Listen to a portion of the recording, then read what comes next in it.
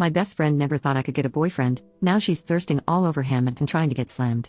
24F, know I should be careful about calling someone my best friend in a post like this, but I don't know how else to refer to Jessie. 24F. Our parents are great friends, so we grew up together, and she kind of had my back in high school. Long story short, on the teenage food chain, she was on top, and I should be on the bottom. However, nobody messed with me because I was Jessie's friend. Jessie is one of those people who requires attention. I never minded, though. Nobody is perfect, right? But now that I have my first real boyfriend, she doesn't know how to behave. Every time we are together, she is really handsy, always touching his arms, running her fingers through his hair, and complimenting him. Now, she has even started with the prank hitting on his behind, you know? I just feel really uncomfortable with it. Maybe it's normal, I mean, Jessie has a lot of guy friends, so maybe this is okay? My boyfriend never thought much of it either. She is super pretty, so maybe I'm just jealous?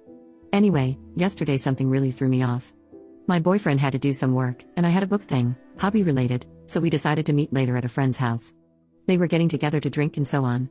My boyfriend finishes work early and calls me, but I don't really need him to come over to the book thing. I know he doesn't like it, so I just tell him to go to the friend's house.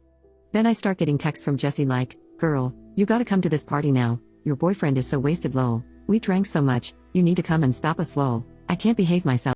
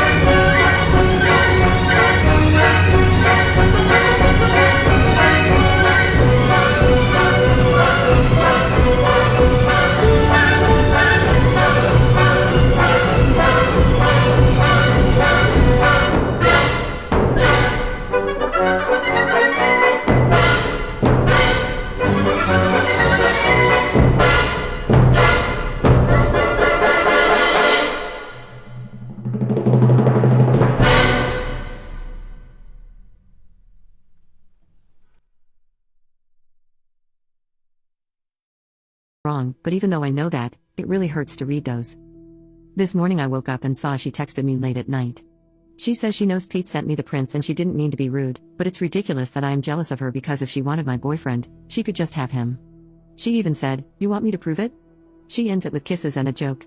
So I don't know if she was being playful, apologizing, threatening, or being pragmatic. I haven't answered her yet. I don't know what to say. Should I even say something? Or should I just let it go? Update 2. Turns out she already went after him. I was stupid. My boyfriend is already doing it with her. A friend convinced some other friends to send me prints of texts between themselves and either my boyfriend or Jessie, and they are pretty clear. I confronted my boyfriend, he looked lost, said he loves me, and it wasn't anything serious. He says Jessie kept throwing herself at him, teasing him, and he said he didn't like her. He said he just did it with her to see if she would move on and leave him alone, and that it only happened a couple of times. He says he won't do it anymore, he doesn't even like her, he loves me, asking me to please forgive him. From the texts, once I finally made it through them all, I think that Jessie went to the party, where my boyfriend and I met, because she wanted to hook up with him. She had it bad for him, but he didn't feel the same way. She was trying to get him to break up with me, and then to get me to break up with him, and it worked. As of yesterday, he is a single man. In some of those texts, they are talking about some of the hookups. I feel sick to my stomach. I blocked him because he was still trying to get in touch, and I ghosted her, but she just sent me a message saying she just heard what happened and, you know, this was probably for the best, right? I just feel like screaming. Update 3. I said I'd come back if anything relevant happened. My ex-boyfriend kept trying to get in touch through common friends. They kept asking me to unblock him and at least hear him out because he was really sorry. He loved me, he was a mess, and he didn't mean to. Someone even went as far as to ask me if I was really sure it happened.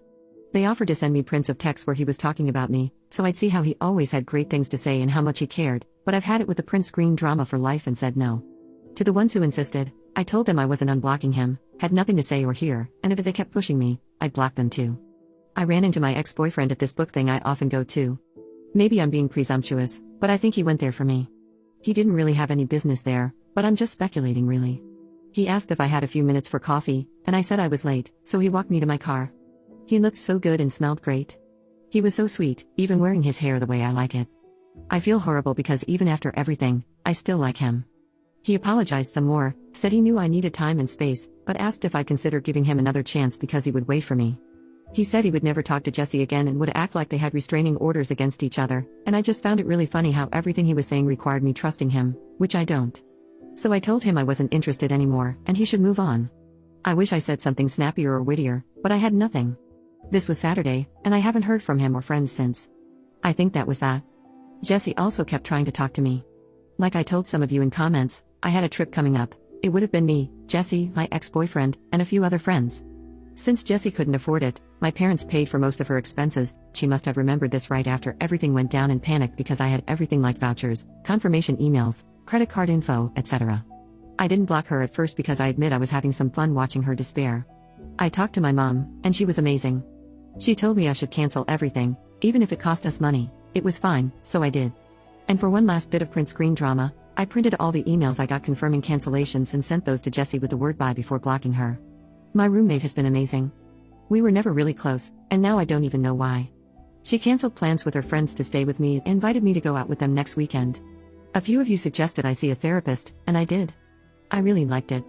It was just one appointment, and I mostly just talked, but it felt good. She gave me homework. She talked a little about unhealthy and abusive relationships and asked me to think about my friendship with Jessie and try to point out what was healthy and what was unhealthy about it. It made me realize she was never really my friend. She was taking advantage of me for years, and she even had me thanking her for it.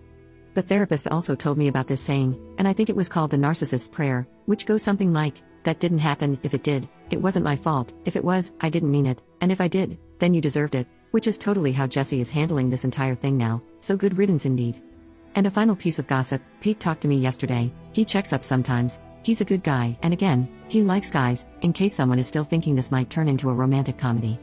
He said Jessie was super sure that since I broke things off, she and Dean would hook up right away, but apparently, he doesn't have the same plans, and that freaked her out over the weekend. Pete says he really is a mess and went out drinking hard for 4 nights in a row to the point he had to be carried home by his pals. And yesterday, they all went out for lunch at this burger place. Jessie was going to run her fingers through his hair or something, and he just pushed her away and told her to stop and never touch him again. Great that now he manages to do that, huh? I guess, in the end, he really did like me in his sick way. The thing is, I don't want to be with someone who likes me in a sick way. I want to be with someone who likes me in a healthy way, and I think I deserve that. I'm also thinking about taking the money I got back from the trip to go somewhere else by myself, but haven't decided yet though. Anyway, this will be the final update on this, as it is unlikely that I will have anything new to add. Now, I think I just need time to heal and let go, you know.